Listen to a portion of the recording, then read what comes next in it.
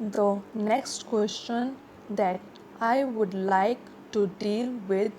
is the paragraph in the President's address relating to the progress made in our economy, in our agricultural sector, in our industrial sector, in our foreign trade, etc. Sir, you were pleased to read out to us a very large list of the achievements of the Congress government during the last decade and the important targets which have been achieved during the last 10 years of our planned economy. You also mentioned the question of increase in food production, increase in the production of agricultural commodities, etc. Fortunately, sir, here we have in our midst for the ex-deputy chairman of the Planning Commission,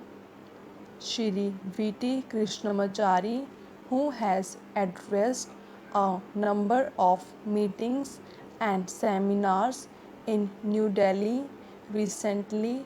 drawing our attention to the weaknesses in our agricultural sector. If the press reports are correct, in one seminar he mentioned that even if all the targets of the third 5-year plan are achieved, still at the end of the third 5-year plan period, we may be facing a serious situation regarding the supply of agricultural commodities. He has also expressed the hope that we will be able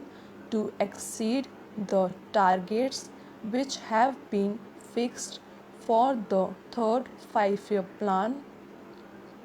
I do not know whether his expectations of exceeding the targets will be fulfilled or not, but it is quite clear that we have not been able to give sufficient attention to the development of the agricultural sector.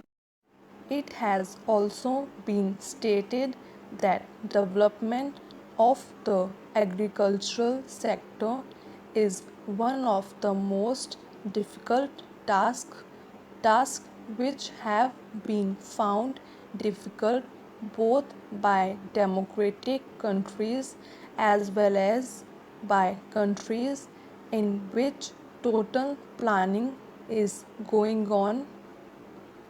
It is all the more reason, therefore, that we should pay more attention to the agricultural sector so that it may be possible for us to meet our requirements as and when they arise, and the situation which he has foreseen at the end of the third 5-year plan may not materialize.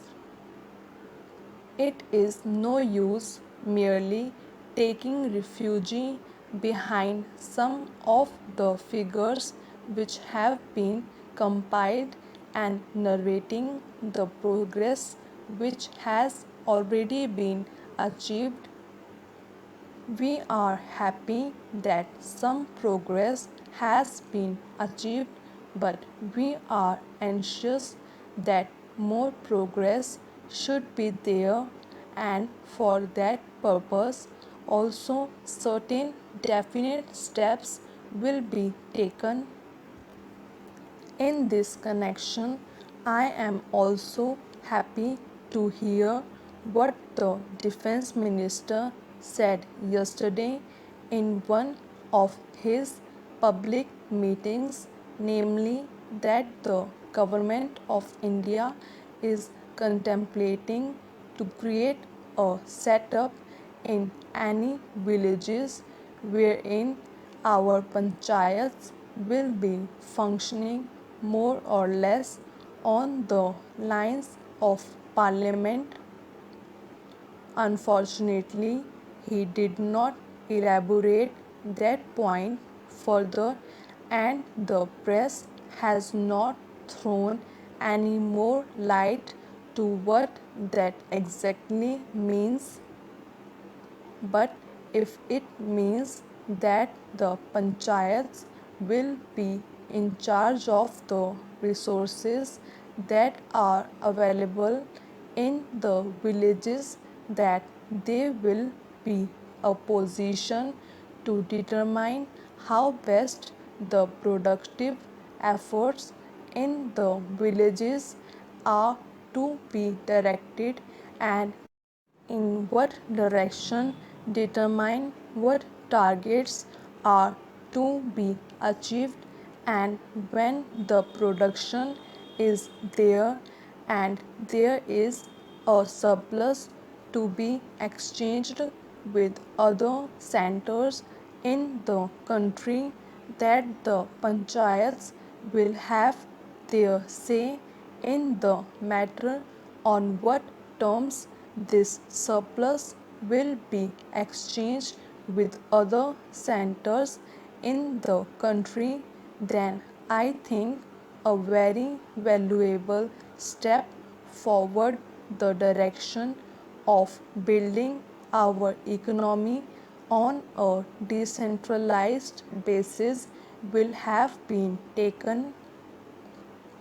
We have always taken the view, sir, that planning is to succeed in our country, and if there is not going to be any regimentation of our productive activity and forces, what is necessary is the common man should have a voice in determining the economic policy and in formulating the economic plans of development, and should have also his say in determining on what terms a village or a group or an industry should be working for the development of economy as a whole. In other words, some amount of competition, some amount of bargaining power is to be generated in the lowest strain of our society and in the lowest rung of our economy, so that with the help of that bargaining power, under the overall influence and policy of the Planning Commission, it may be possible for us to develop our economy in a manner which satisfied both the interest and the requirements of the nation, as well as the aspirations of the people. When people feel that they also have their say in the formulation of policies and programs, and that such policies and programs are not something which is dictated from New Delhi, but are those which have been worked out by their own efforts, and as a result of their own deliberation. To that extent, these plans are a part of their efforts in the development of their regions, of their overcrafts, their own industries, and their own skills